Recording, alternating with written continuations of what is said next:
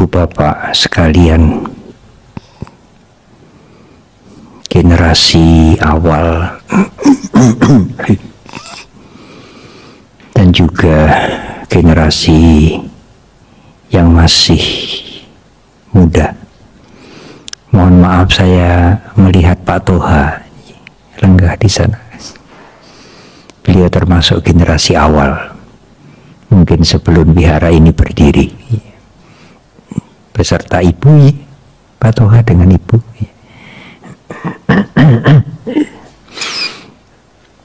Tidak terasa 21 tahun wihara Dhammasundara. Kami, Pak Joni, Pak Effendi adalah saksi-saksi yang mengikuti proses wihara ini. Bahkan tadi Pak Joni menyebutkan sebelum wihara ini berdiri, kegiatan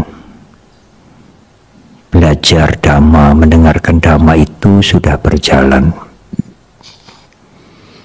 Bahkan jauh sebelum itu, antara lain Romo Basuki almarhum, Romo Mujio dan lain-lain, Romo Pujo, Pak Pujo, Romo Sukemi dan lain-lain. Mereka adalah cikal bakal yang mengenalkan Dhamma di Solo dan Sukoharjo.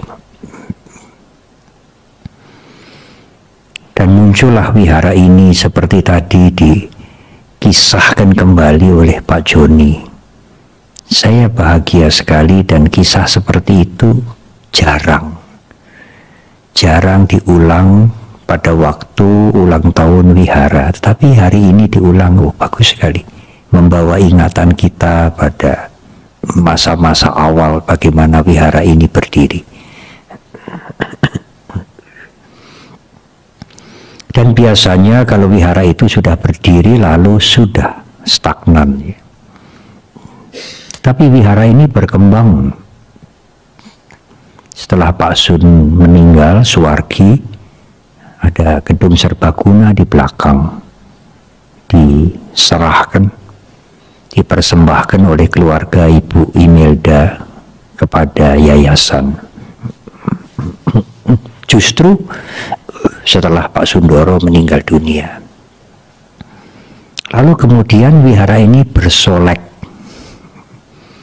dalam usianya yang ke-21, bersolek lebih bagus, ya, lebih pantas, ya.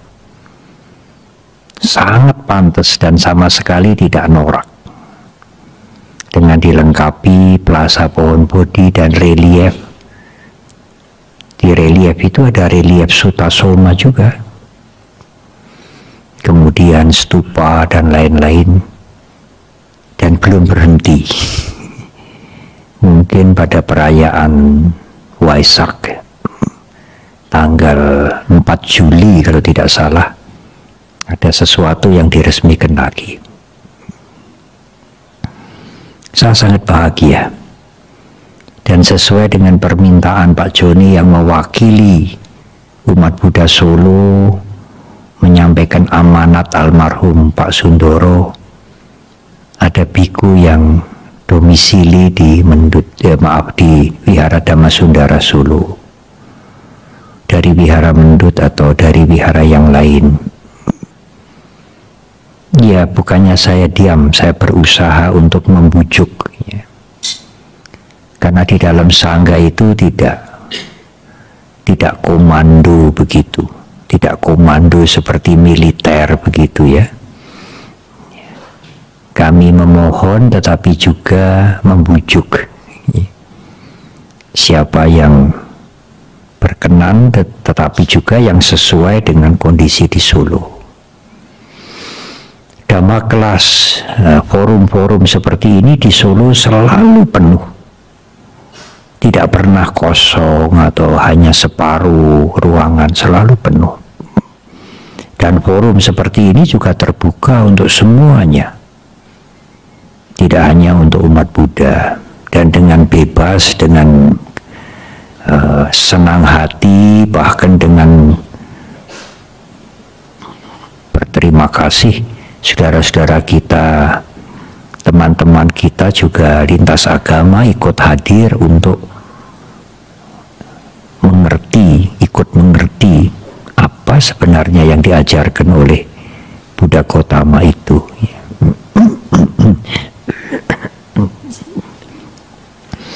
Meskipun sekarang ada daring, ada online, tetapi kehadiran ke wihara ini tetap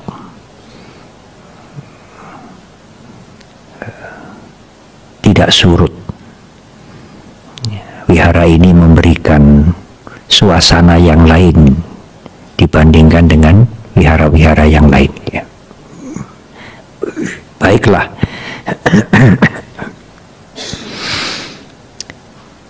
Setelah kurang lebih 3 tahun tidak ada peringatan ulang tahun, tahun ini kemudian seperti tahun-tahun sebelumnya, ulang tahun Wihara Dhammasundara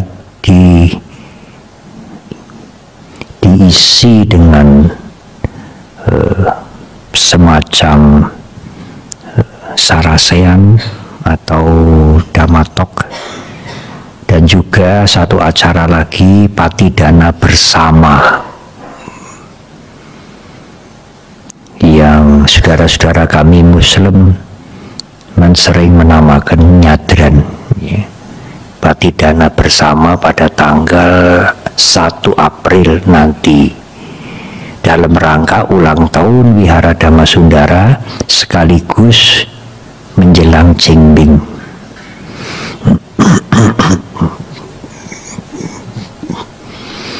Saya berpikir untuk tahun ini baiklah saya yang mengisi, karena sudah sangat lama saya tidak bertemu dengan forum Dhamma kelas di Solo, dengan masyarakat, dengan umat Buddha di Solo.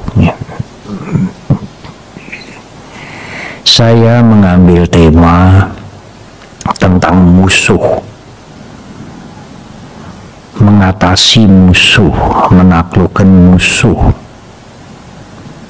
menghadapi musuh, begitu. Kalau ada umat Buddha, tokoh Buddhis, penceramah Buddhis, para biku, para pandita atau yang lain berbicara tentang mengatasi musuh, membasmi musuh, menaklukkan musuh, meskipun bukan umat Buddha, umat yang beragama lain, pasti mempunyai persepsi yang hampir sama. Pasti menangkap arti itu dengan persepsi yang hampir sama, meskipun bukan umat Buddha. Apa persepsi mereka? Kalau biku, kalau pandita, kalau kalangan umat Buddha ini berbicara mengatasi musuh, pasti musuhnya itu di dalam dirinya sendiri, bukan membasmi atau menghancurkan musuh di luar, bukan. Nek wong Buddha kuwi ngomong musuh, mesti musuhe nang jero awake dhewe. Hampir semua orang begitu. Benar. Malam hari ini saya juga berbicara musuh di dalam. Karena sebenarnya yang membuat permusuhan di luar itu ya berasal dari dalam. Batin yang tidak tenteram itulah yang membuat kita bermusuhan dengan orang lain. Permusuhan, pertengkaran, ya dalam skala yang besar termasuk peperangan, itu kan dimulai dari dalam diri kita. Kalau Anda membaca piagam UNESCO, salah satu lembaga pendidikan dan kebudayaan Perserikatan Bangsa-Bangsa, piagam UNESCO itu dibuka dengan kalimat persis ajaran Guru Agung Buddha Gautama. Piagam UNESCO itu menyebutkan peperangan itu sejatinya bermula dari pribadi tiap-tiap orang.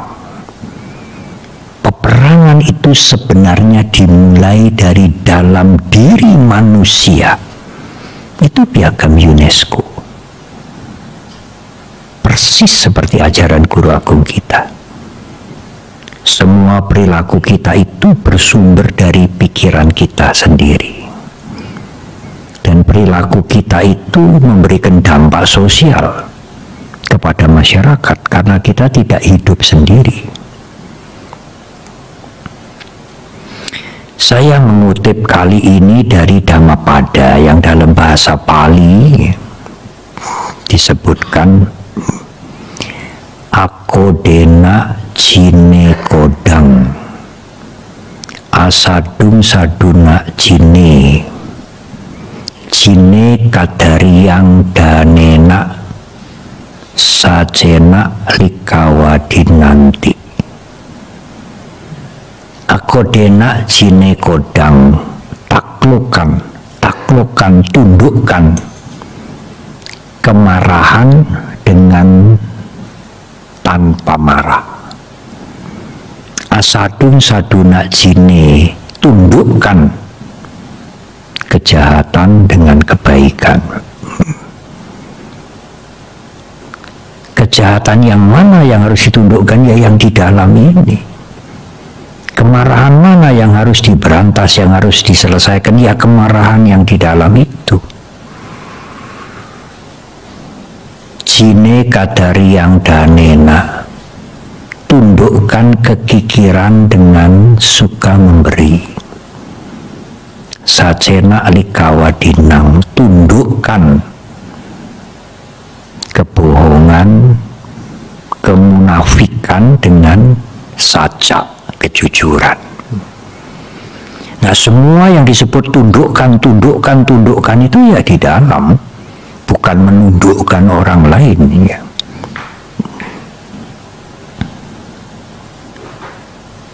Ibu, bapak, dan saudara, saya akan memulai dari yang pertama ya.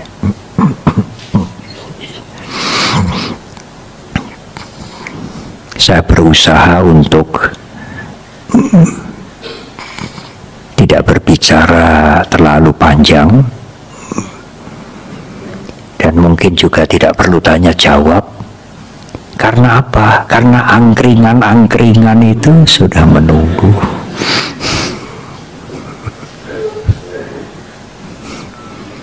Saya akan berbicara dengan saksama dalam tempo yang sesingkat-singkatnya. Ibu, bapak, dan saudara, kemarahan itu menghancurkan. Jangan menggunakan kemarahan untuk merespon orang lain. Anda tidak akan menyelesaikan masalah.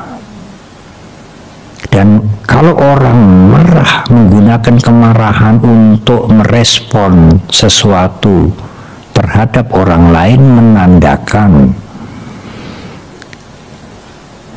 mentalnya sangat lemah. Dia tidak punya cara lain selain marah-marah.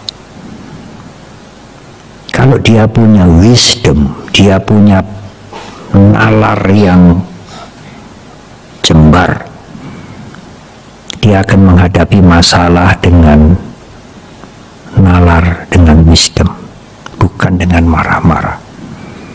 Tapi kalau nalar, kalau wisdom dia tidak punya, iya marah-marah yang keluar. Wong punyanya hanya marah-marah. Alangkah rendahnya, alangkah lemahnya. Dan Dan kalau Anda punya kebiasaan marah-marah, yang lain yang pinter-pinter akan niteni, ini nanti dipancing sedikit saja sudah marah dia.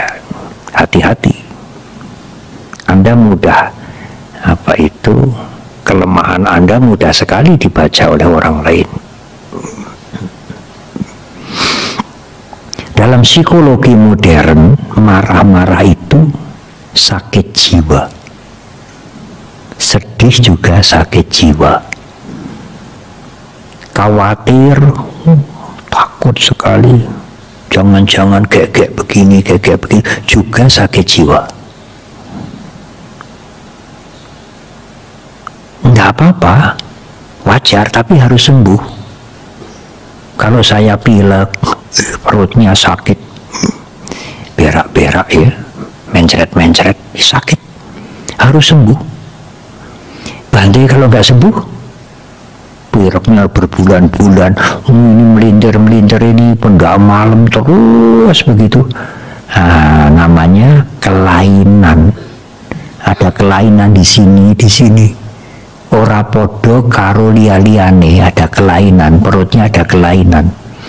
Kalau saudara sedih terus, was-was terus, ngamuk-ngamuk terus, hampir tiap hari, ini sudah kelainan jiwa. Bahaya itu sulit sembuhnya. Kalau masih sakit jiwa, bisa sembuh. Jadi marah itu sudah termasuk sakit jiwa. Sedih juga sakit jiwa. Khawatir juga sakit jiwa. Iri hati juga sakit jiwa. Itu bukan damai, itu di psikologi modern. Kalau ada yang pernah jadi mahasiswa atau sarjana psikologi, begitulah. Dan harus sembuh. Kalau tidak disembuhkan, nanti jadi lain. Kelainan jiwa. Orang senyum-senyum, tertawa saja juga hanya sementara toh. Nah kalau senyum-senyumnya, tertawanya terus-menerus, tidak ada yang lucu, ini sudah kelainan jiwa ini. Jangan marah. Sama sekali tidak ada gunanya. Bukan berarti tidak boleh bersuara keras ya. Suara keras belum tentu marah. Marah itu didorong oleh emosi, oleh kebencian. Bukan untuk sikap mendidik. Kalau untuk sikap mendidik, memperbaiki, tidak bisa disebut marah. Karena itu marah itu bukan sesuatu yang tampak, tetapi apa yang mendorong dia itu untuk bersikap begitu. Kalau yang mendorong itu cinta kasih, itu teknik untuk memperbaiki seseorang, ya bukan marah. Siapa yang tahu? Pandai yang tahu ya dirinya sendiri. Tapi kalau itu bukan bertujuan untuk mendidik, itu marah. Banyak macam ulasan tentang marah ini.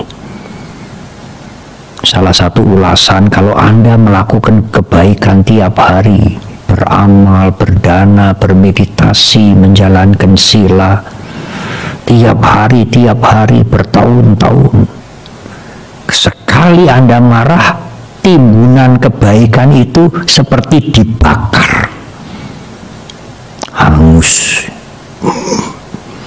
Anda menimbun, nyelengi kebaikan dari hari ke hari, menjalankan kewajiban di rumah sebagai perumah tangga, berbuat baik, menolong, meditasi, baca parita berhari-hari, bertahun-tahun. Sekali Anda marah luar biasa, seperti itu dibakar habis. Alangkah ruginya kalau marah.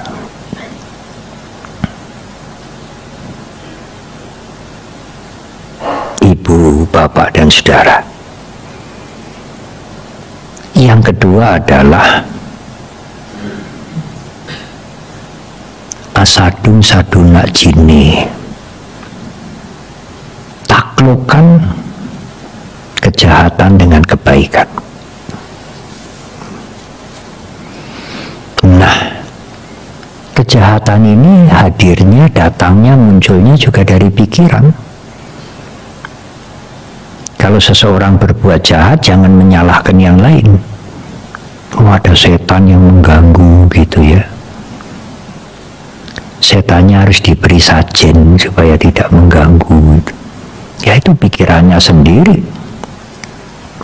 Jangan mencari kambing hitam bahwa seolah-olah Anda tidak bersalah, seolah-olah Anda berbuat yang buruk itu karena diganggu.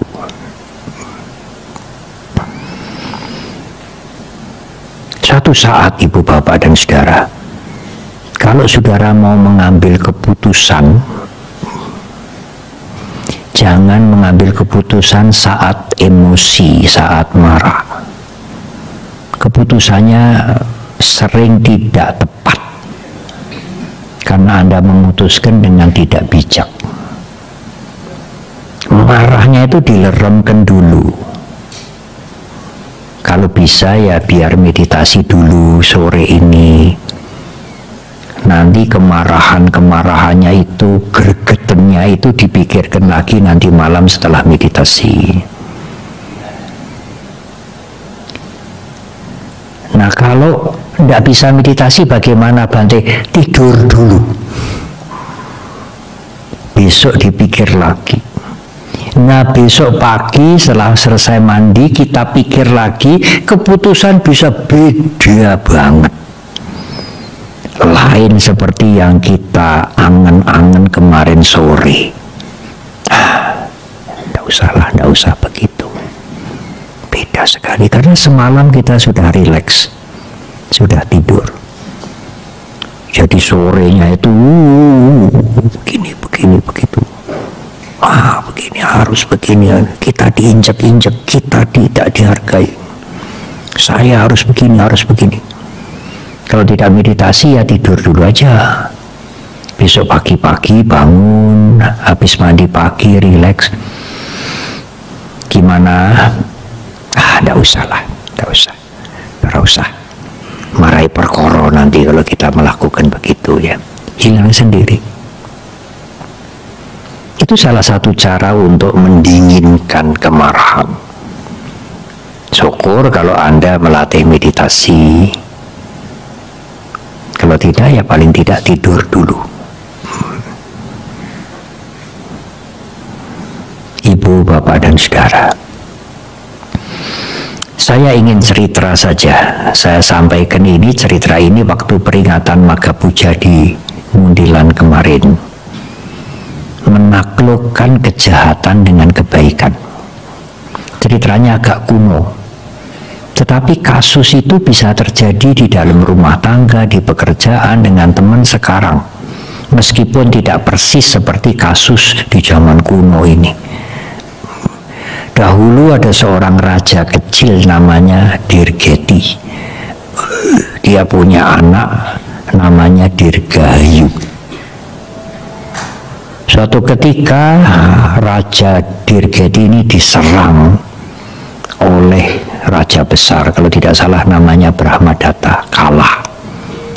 Dirgeti dipotong kepala, dibunuh. Anaknya Dirgahayu, Pangeran Dirgahayu itu lolos mengungsi masuk hutan. Berguru ke guru-guru Dharma, kemana-mana melatih diri.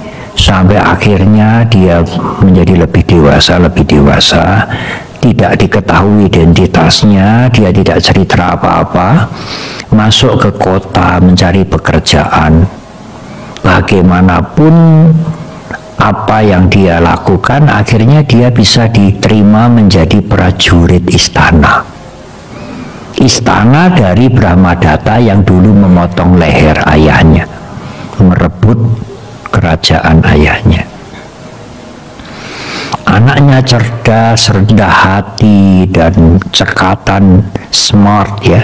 Karirnya naik, akhirnya sampai menjadi pengawal pribadi raja.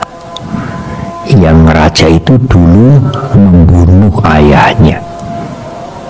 Tapi dia profesional melakukan tugasnya dengan baik. Emosinya, kebenciannya dia bisa redam. Itu salah satu manfaat meredam emosi, kebencian, karirnya naik-naik. Suatu hari raja itu berburu, zaman dulu berburu kijang, berburu babi hutan. Ajudannya ini ikut sampai tersesat. Hari mulai gelap dan rajanya juga capek. Duduk di bawah pohon, tidak ada pengawal yang lain, hanya Dirgayu. Raja itu tertidur di pangkuan ajudannya. Saat itu Dirgayu ingat, ini yang membunuh ayah saya. Yang ayah saya hanya karena raja kecil, keserakahan dia mengambil kerajaan saya. Sekarang tiba waktunya saya akan membalas dendam untuk membunuh dia. Tidak ada orang lain, hanya berdua. Dia menghunus pedangnya untuk menusuk Brahmadatta. Tetapi begitu dia menghunus pedang itu, dia ingat pesan ayahnya sesaat sebelum menghembuskan nafas terakhir. Anakku, jangan melihat terlalu jauh, jangan melihat terlalu dekat. Jangan nodai pesanku ini. Gemetar dia. Jangan melihat terlalu dekat, artinya oh ini musuh bebuyutan, harus dihabisi. Jangan melihat terlalu jauh, kalau dia saya bunuh saya jadi raja. Itu melihat terlalu jauh. Ayahnya mengatakan jangan nodai pesanku ini, artinya taati. Gemetar dia karena dia saking berbakti kepada ayahnya. Menangis dia dan pedangnya jatuh kerompiang. Brahmadatta bangun. Apa yang akan kamu lakukan? Dirgayu cerita, saya Dirgayu, ayah saya yang Anda bunuh, yang Baginda bunuh. Ayah saya Dirgeti. Kenapa kamu tidak jadi membunuh saya? Ayah saya berpesan, jangan melihat terlalu dekat, jangan melihat terlalu jauh. Saya Baginda Tuanku Raja menaati amanat ayah saya. Apa yang terjadi? Brahmadatta sangat berterima kasih. Kalau Dirgayu tidak mengingat pesan ayahnya, sudah mati dia. Tidak ada orang lain. Dan kalau rajanya mati, Dirgayu menjadi raja. Brahmadatta sangat berterima kasih. Kemudian mengatakan, Dirgayu, aku sudah tua. Aku ingin memberikan kerajaan ini kepadamu sebagai, ya dengan kalimat yang kasar, menebus kesalahanku membunuh ayahmu. Oh, Dirgayu sangat bahagia. Dirgayu menjadi raja tanpa membunuh musuh bebuyutan ayahnya. Asadum saduna jine, tundukkan kejahatan dengan kebaikan. Masa ada Bante kasus seperti itu sekarang? Kasusnya tidak persis, tetapi masalahnya hampir-hampir sama dengan itu. Dendam di dalam keluarga, dengan teman, dengan famili, dengan yang lain-lain. Kalau Anda membalas juga dengan kejahatan, kejahatan tidak akan berhenti dibalas dengan kejahatan. Kekerasan tidak akan berhenti dibalas dengan kekerasan. Kalau Anda menghadapi kekerasan dengan cinta kasih, maka kekerasan berhenti. Mengapa Dirgayu bisa bisa berhasil menjadi raja karena tidak membunuh Brahmadatta. Mengapa dia sampai tidak membunuh Brahmadatta? Karena dia sudah bisa membunuh kebencian di dalam dirinya sendiri. Dia bisa menaklukkan niat jahat untuk membunuh di dalam dirinya. Dia bisa taklukkan. Berguna untuk dia, juga berguna untuk yang lain. Tidak ada korban yang dibunuh. Karena niat untuk membunuh, dia atasi. Dia atasi sendiri, tidak jadi membunuh. Sehingga tidak ada orang yang terbunuh. Dan dia mendapatkan manfaat yang luar biasa. Yang dia tidak pikir sebelumnya bahwa kerajaan besar itu akan diberikan kepada dia dan dia menjadi raja tanpa membunuh. Kuncinya adalah dia sudah membunuh kebencian di dalam dirinya sendiri dulu. Dia bisa menaklukkan yang lain. Jadi kalau kita menaklukkan diri kita, sebetulnya otomatis kita bisa menaklukkan orang lain.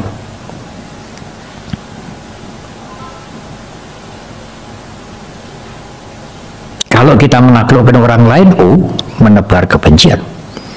Di Dhammapada juga dikatakan kalau Anda bisa membunuh 1000 musuh dalam sehari, Anda bukan perkasa, bukan pahlawan. Kalau Anda bisa membunuh kejahatan di dalam diri Anda, Andalah pahlawan. Sebab kalau 1000 orang dibunuh satu hari, yang dendam adalah 1000 orang lebih bahkan. Keluarga-keluarga yang dibunuh itu akan dendam semua pada Anda. Tapi kalau Anda membunuh kebencian dalam diri Anda sendiri, tidak ada yang dendam pada Anda, tidak ada korban. Bahkan ada kebaikan yang luar biasa yang bisa Anda lakukan untuk orang lain.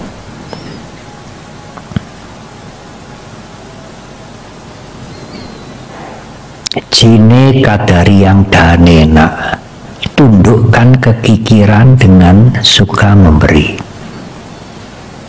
Ini mesti diri sendiri ya Bante. Kalau dirinya kikir, cobalah kita mulai berdana, memberi, membantu, ya tidak usah besar-besar, semampunya. Nanti lama-lama kan menjadi kebiasaan baik untuk membantu. Iya, tetapi juga bisa menundukkan orang lain. Kalau kita menundukkan kekikiran diri kita sendiri, kita bisa menundukkan orang lain juga loh. Ada cerita. Ini cerita nyata di satu desa. Di sini umumnya di kota juga, kalau ada acara apa sajalah, mendak kematian orang tua, mau perkawinan, pindah rumah, itu selamatan, kenduri. Di desa itu juga begitu, tapi ada satu orang, satu keluarga yang diundang kenduri selalu tidak mau. Alasannya macam-macam, yang sibuk lah, yang inilah. Juga kemungkinan ada alasan keyakinan. Keyakinan dia membuat dia tidak mau ikut kenduri. Sedangkan yang lain-lain agama apapun ya hadir ikut kenduri. Karena kenduri itu punya nilai sosial juga, kerukunan, kebersamaan itu. Yang punya rumah ini, niteni itu selalu tidak mau datang, tetapi tidak marah. Dia selalu menyuruh pembantunya atau kadang-kadang dia sendiri ngantri. Kalau di tempat saya namanya berkat. Berkat itu ya itu tadi, tumpeng dan lain-lain itu dibungkus dengan daun jati, namanya berkat. Yang tidak datang itu diantri berkat oleh pembantunya atau oleh dia sendiri. Dan setiap dia membuat kenduri, satu orang itu selalu tidak mau datang, selalu diantri berkat. Dia tidak mengatakan, itu tidak mau bersosialisasi, itu dikucilkan saja itu, itu nggak mau serawong dengan yang lain, itu bucengli itu ya. Tidak, dia tidak begitu. Ayo diantri berkat. Sampai anak-anaknya, sampai nggak usah begitulah. Kalau dia tidak mau kenduri ya jarke wae. Kenapa kamu harus ngantar ke sana? Iya, kita antar ke sana. Kita menunjukkan sikap yang baik sering. Dan keluarga Buddhis ini sengaja bikin selamatan tiap bulan. Pendak Capnggo, pendak hari bulan purnama bikin selamatan. Menyelamati apa saja dia sebutkan. Dan orang yang tidak mau datang selamatan itu selalu diantar. Akhirnya luntur. Orang yang tidak mau datang selamatan itu akhirnya datang karena diantri terus tiap bulan. Dia datang ke tempatnya orang itu untuk apa? Untuk ngambil berkatnya.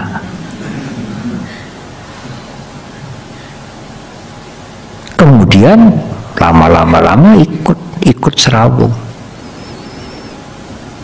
Itu kan satu cara toh, menaklukkan kemarahan, kejengkelan melihat ada tetangga yang menurut pandangan umum patut dikucilkan, dia menghadapi dengan kebaikan, bukan dengan kemarahan, bukan dengan kejengkelan, bukan dengan diomongkan kemana-mana, dihadapi dengan memberikan dana terus, menang dia. Akhirnya luntur juga. Asadun saduna jine, tundukkan kebaikan, kejahatan dengan kebaikan.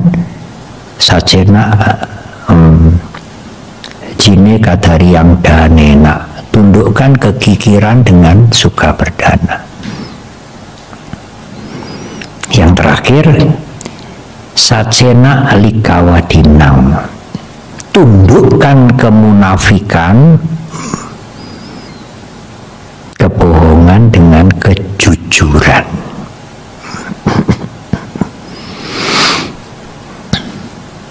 Nah, ini tentu kepada diri sendiri dulu. Sekarang ini mungkin 1 bulan sudah lewat, di Kompas pernah ditulis pemalsuan karya ilmiah itu tidak hanya S1, S2 tapi sampai ke guru besar.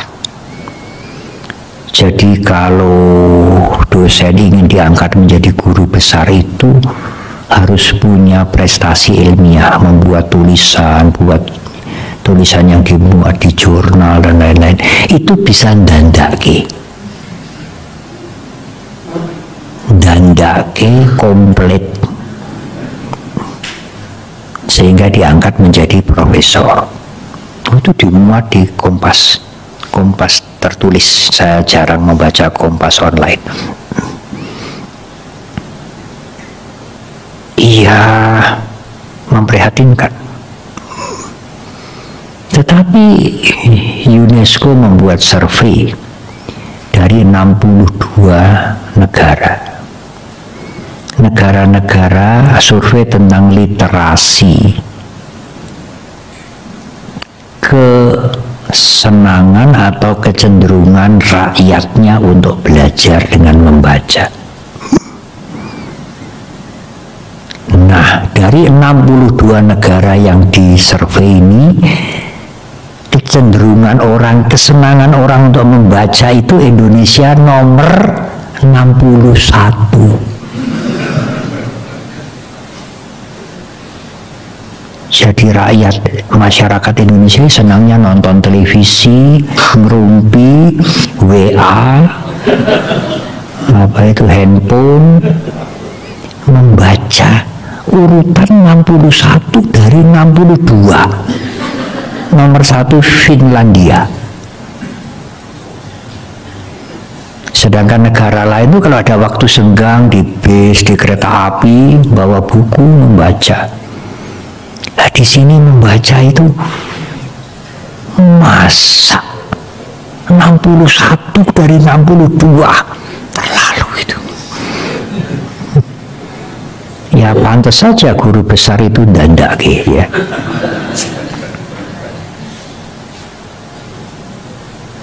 Sajena alikawadinam, tundukkanlah kepalsuan, kemunafikan, kebohongan dengan sajak, jujur. Tetapi dalam arti yang lebih luas, jujur itu tidak hanya menepati janji, membayar utang tepat waktu, tidak hanya itu. Jujur itu adalah konsistensi juga. Kalau Anda punya kejujuran, sikap Anda adalah akan konsisten. Dan konsistensi itu membentuk integritas Anda. Integritas tidak bisa dibentuk 1-2 hari, 1-2 tahun, tetapi bertahun-tahun. Teguh memegang prinsip yang baik tentu. Teguh memegang kejujuran. Tidak ngapusi, tidak mencuri. Bagaimanapun juga ada kesempatan, tidak.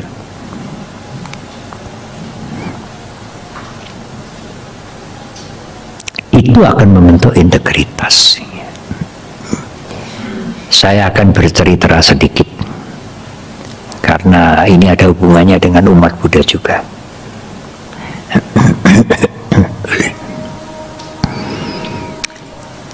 Tidak hanya di umat Buddha, di kalangan yang lain, yang boten-boten itu juga ada. Di Buddhis juga ada. Lalu bungkusnya itu baik, tapi isinya itu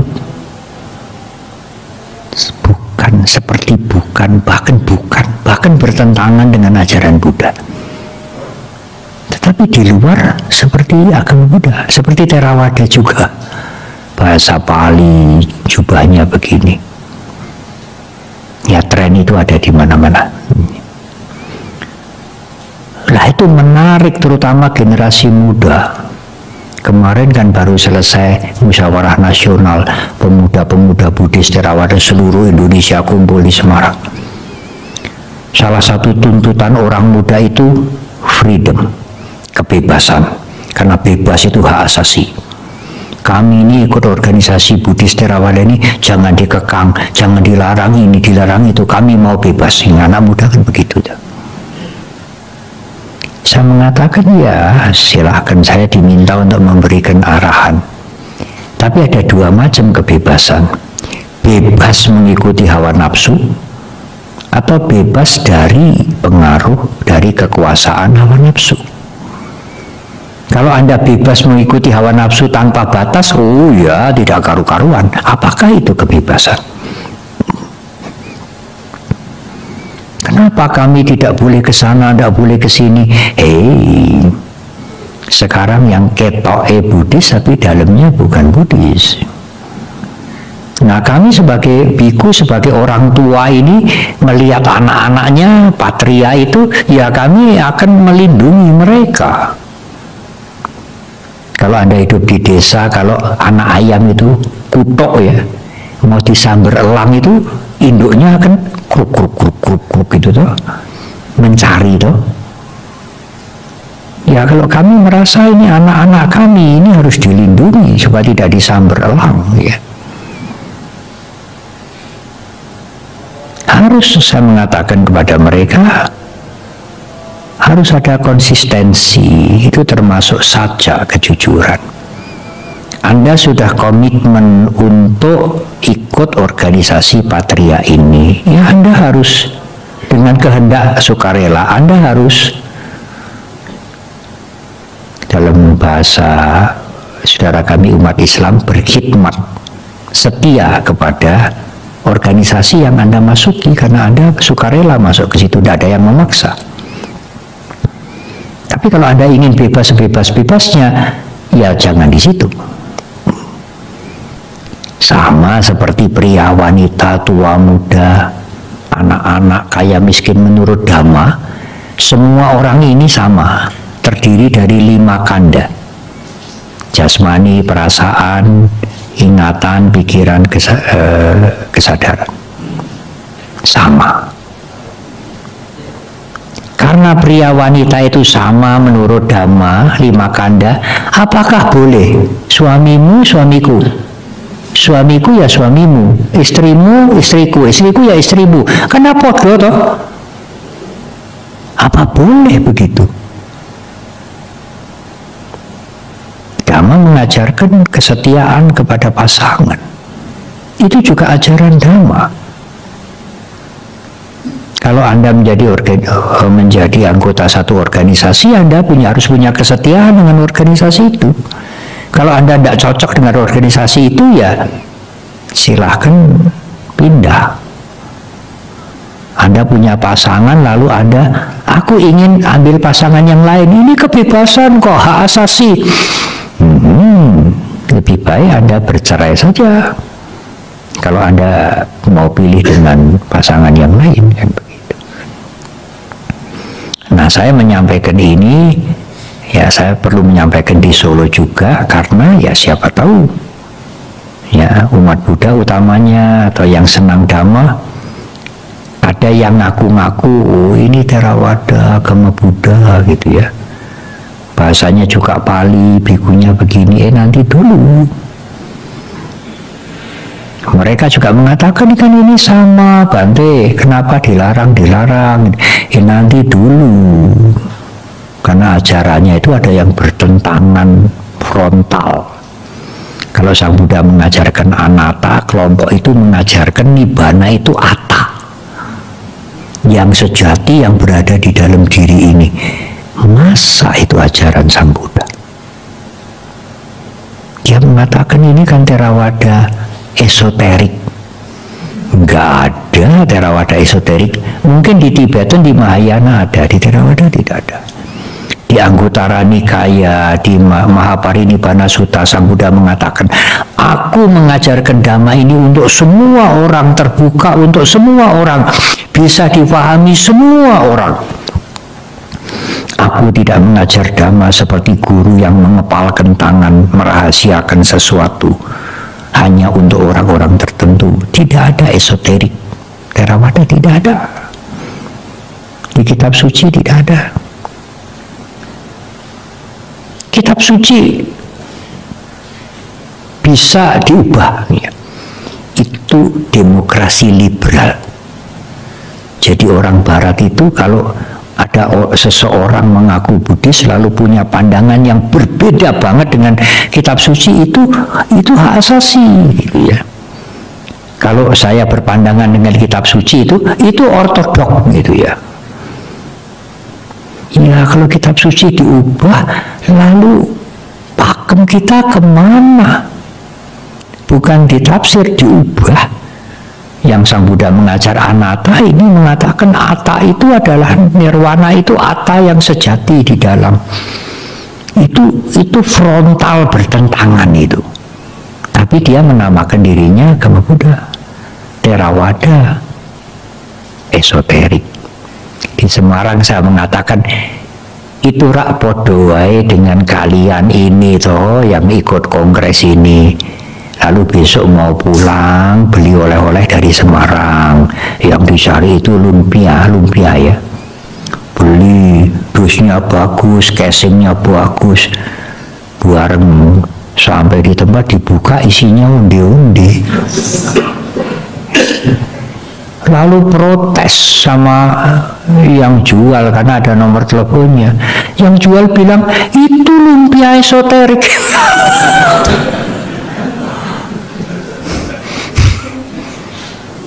Ya seperti itulah kasus-kasus yang sekarang ini muncul. Ya siapa tahu nanti di antara saudara yang di Solo ini ada yang sampai ya, cerita itu ada yang sampai, atau mungkin kelompok itu datang kemari. Ada anak muda juga yang tanya, apa yang Bante ceritakan itu, yang mengatakan Theravada esoterik apa, tetapi bertentangan dengan ajaran Sang Buddha itu apa ada? Ada, saya bilang. Namanya kelompok apa Bante? Cari sendirilah. Kamu anak muda lebih pandai itu mencari di medsos daripada saya. Cari sendiri itu, tanya kepada AI. Adiknya mama ya ibu ya, AI. AI itu adiknya mama. Artificial intelligence ya. Oh, itu menjawab cepat, akurat, ya. Sopan.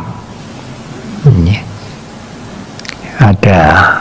Ada seseorang yang tanya ke AI itu, bagaimana caranya selingkuh yang aman? Jawab dia, mesin itu jawab. Jawabnya bagus. Kami tidak dirancang untuk menjawab pertanyaan Anda seperti itu. Anda berbuat baik saja, jangan melakukan yang buruk-buruk.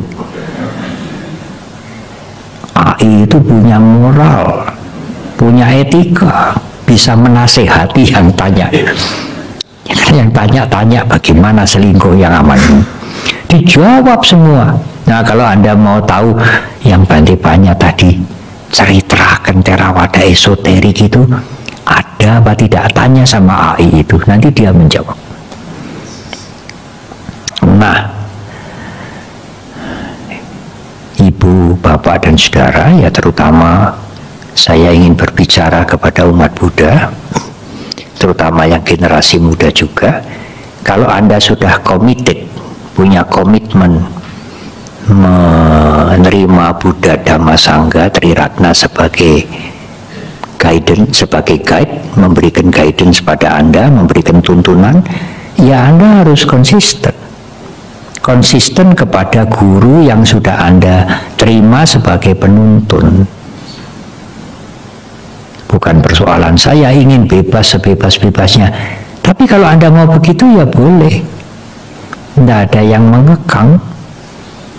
Tetapi ya risiko nanti dari sikap Anda itu, ya Anda akan memetik risiko Anda sendiri. Kalau anak muda itu ingin bebas sebebas-bebasnya, ya dulu kita juga begitu ya. Saya sampaikan kepada mereka, tidak ada yang bebas tanpa batas. Anda juga mempunyai norma di keluarga di mana Anda dilahirkan, di kantor di mana Anda bekerja, di lingkungan di mana Anda hidup.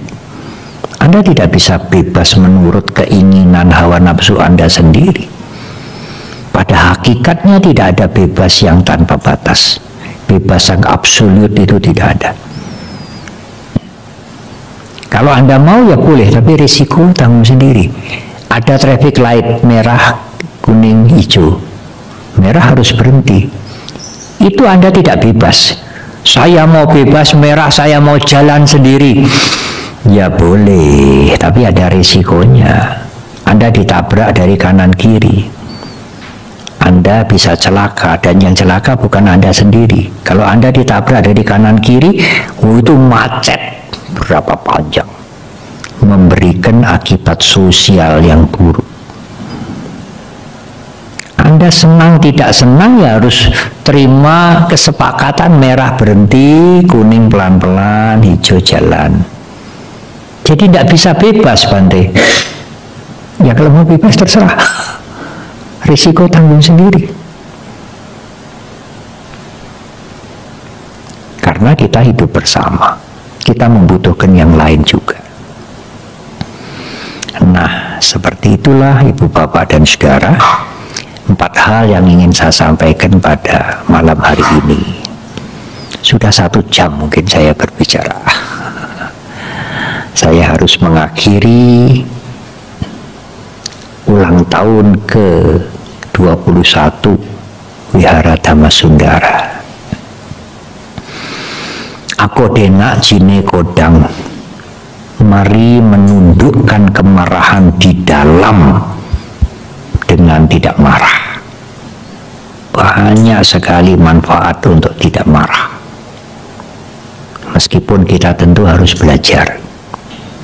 Kalau modalnya baru sedikit ya bisa tidak marah, tapi nanti kalau sudah kentekan modal, marahnya keluar karena tidak punya modal lain untuk menghadapi masalah itu ya. Asadum saduna jine, tundukkan kejahatan dengan kebaikan. Anda akan mendapat manfaat dan orang lain akan mendapatkan manfaat. Memang kita menundukkan diri kita sendiri, tapi dengan menundukkan diri kita, kita bisa menundukkan orang lain. Kalau kita tidak bisa menundukkan diri kita sendiri, jangan harap Anda bisa menundukkan orang lain. Jine kadari yang danena, tundukkan kekikiran dengan berdana. Kita memperbaiki diri kita yang kikir dulu dengan berdana. Otomatis orang lain yang kikir nanti akan hilang kekikirannya, karena sikap kita yang generous, sikap kita yang suka memberi. Sajena alikawadinang, tundukkan kemunafikan dengan kejujuran, dengan konsistensi. Ada lagi Pak Baja Samenera yang diongkosi, mungkin nanti iklannya bisa sampai ke Solo mungkin. Kalau STI ini Pak Baja Samenera 2 minggu dididik, datang sendiri, pulang ongkos sendiri, dianjurkan berdana 50.000 untuk hidup 2 minggu,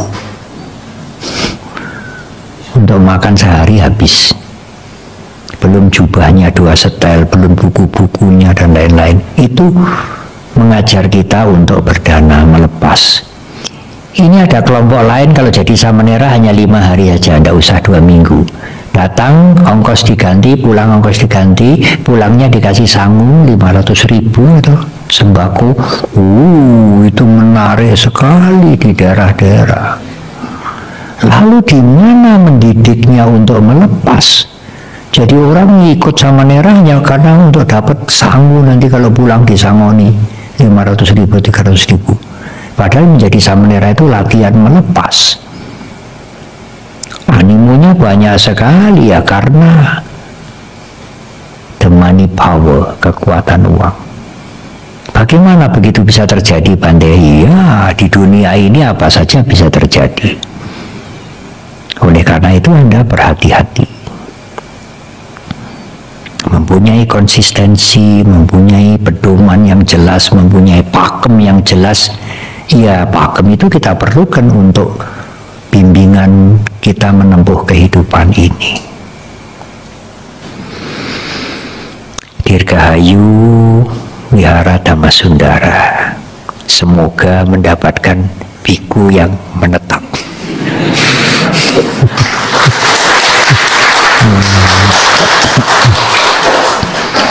Tidak usah menetaplah ya, tetapi kalau sering-sering kesini sama saja. Saya di Mendut ini ya tidak menetap, tapi sebelum pandemi itu hampir di Wihara Mendut mungkin 10 hari dalam sebulan. Tapi setelah pandemi ya sepanjang hari di Mendut waktu pandemi. Dan setelah pandemi ini juga berkurang, kegiatan-kegiatan saya berkurang nih. Jadi kalau tiap-tiap bulan sering para biku datang ke sini memberikan pembinaan, tinggal 2 hari, 3 hari, kemudian datang yang lain, ya hampir sama. Ya. Semoga wihara ini tetap memberikan manfaat, bukan hanya manfaat untuk umat Buddha, tetapi manfaat untuk masyarakat. Ya. Semoga semua makhluk berbahagia. Terima kasih.